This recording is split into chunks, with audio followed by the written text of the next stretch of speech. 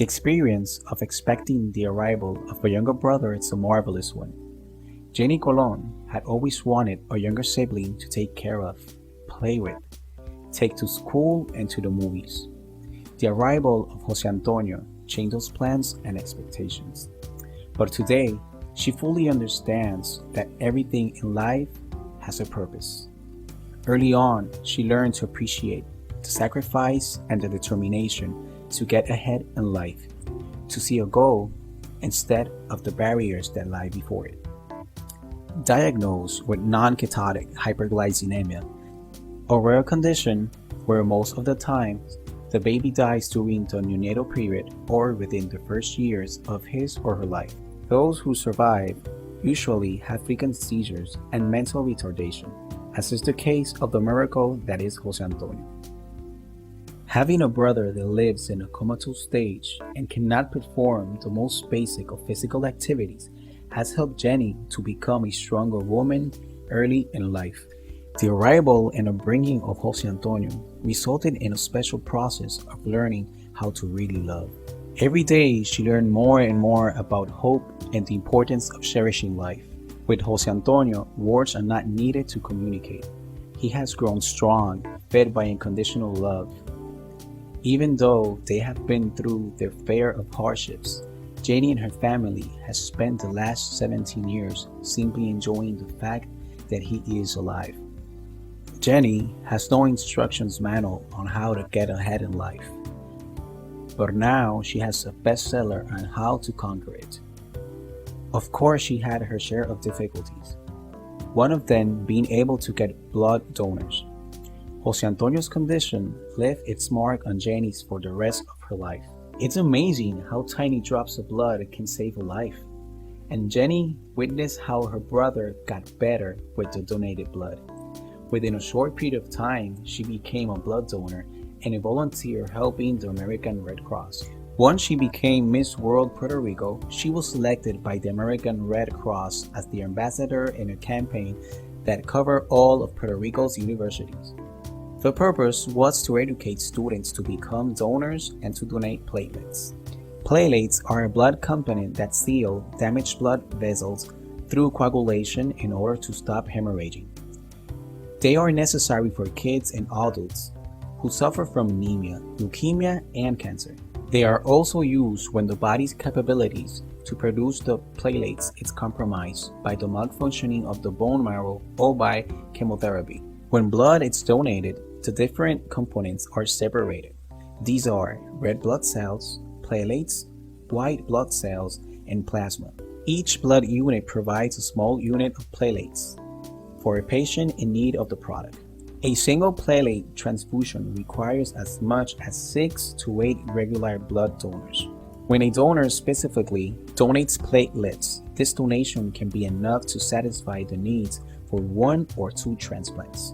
Jenny achieved a huge blood and platelet drive for the American Red Cross. Today, she was to document the transfusion process a disaster occurred in Puerto Rico.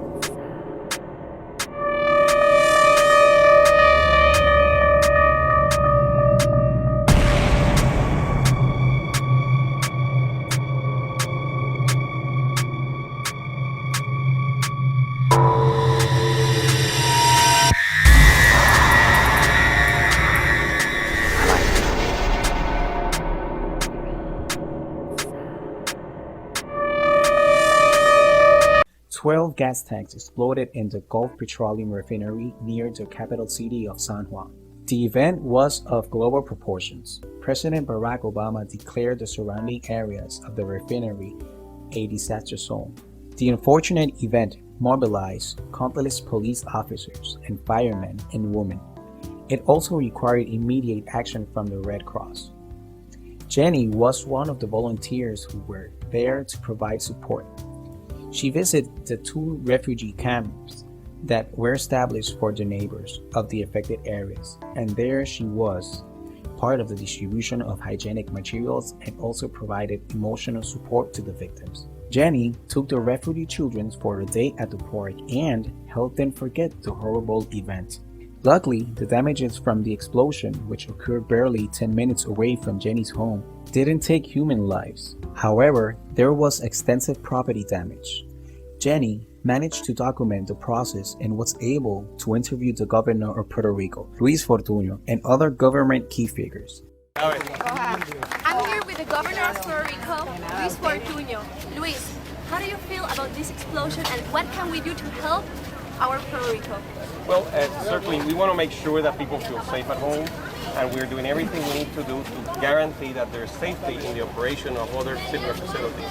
And secondly, we are making sure that we will explore every legal recourse that we have at hand to make sure that we collect back all the damages caused to the government of Puerto Rico, the government, municipal governments, and the people.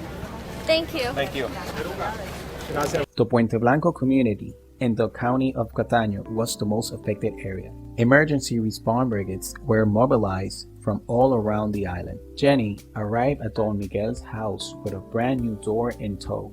Don Miguel was the person who lived the closest to the disaster. The disturbing explosion shocked him out of his humble bed. The shaking was so terrifying that the door was ripped out of his hinges. Once he opened his eyes, he saw the sky brightly lit at midnight. The intense heat made him run from his house, not knowing what exactly was happening, if this was real or just a bad dream. As it turned out, tragedy brought Don Miguel hope and progress. His living arrangement had been very unsafe. He had no electricity or water. Once she noticed this, Jenny quickly contacted a broad array of government figures to get Don Miguel the help he needed. That quiet man received very good news that day.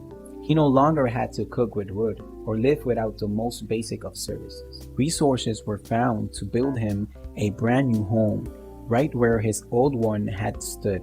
But this time it will be equipped with everything he needs to live an easier life. Brand new refrigerator, stove, living room, dining room, and bedroom furniture. The Puerto Rico Bureau of Family Affairs provided Don Miguel the economic assistance needed for the purchase of food and other basic needs, a service he had always qualified for but had never requested. The day before she was set to leave for London to begin the Miss World competition, Jenny returned to see Don Miguel. This time, she carried with her clothing and other products essential for everyday living. But most importantly, she was carrying tons of love, a huge smile, and a promise to continue their friendship. She went to tell him that he can count on her, that if God had changed the reason for her social work, it was with a special purpose. So, the same way as she got many people to donate blood and platelets, she also got a whole community to help Don Miguel.